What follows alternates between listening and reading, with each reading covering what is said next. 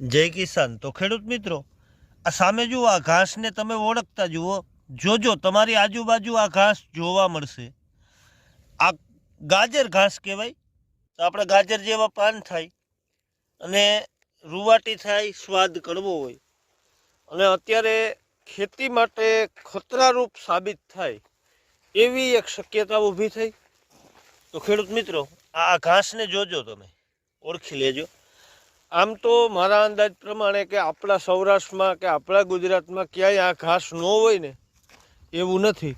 આપણા જે ખેડૂત મિત્રો ચોખા વાવે છે તો ત્યાં પાણીની અંદર પણ આ ઘાસ અવિરત થાય છે, આપણે જે જાણ્યું ત્યાં સુધી. તો આ તમને હું મારો શેઢો બતાવું છું, ત્યાં મેં કાલે જ વઢવી નાખ્યું છે. આ એના થળિયા જ રહ્યા છે, જુઓ આવી છે ને.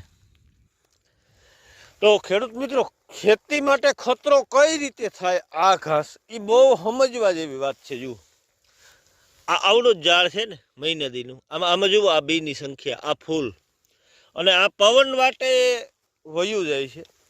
કારણ કે આજથી મારા 3 વર્ષ પહેલાંના જે અનુભવ છે ને એ તમને વાત કરું. ખાલી મારું આ ખેતર છે, પહેલી વખત આ ખૂણામાં મેં જોયો, એમાં જીરાનું વાવેતર, અને પાકની અવસ્થા અમુક કારણોસર ઉપાડી ન શક્યો. પછી અહીંથી આ ફેલાણું જુઓ. આ મારી 32 વીઘા છે કમ્પ્લીટ.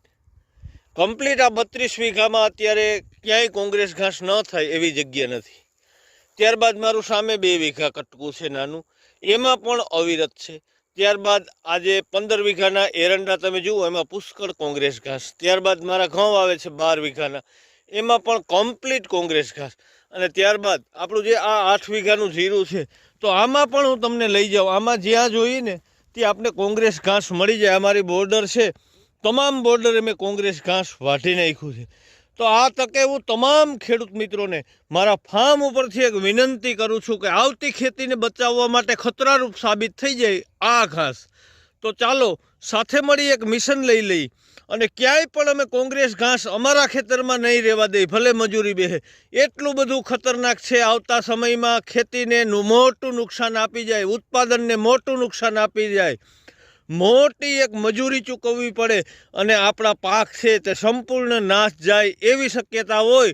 આ એક જ ઘાસ કે જેની માથે સંશોધન પણ ઘટે છે. હજી એવા સંશોધન નથી કે આ ખડ મરી જાય. ઓલગ્રીપથી મરી જાય છે. ખેડૂત મિત્રો ઓલગ્રીપને આમ તો ઓળખતા જ હોય.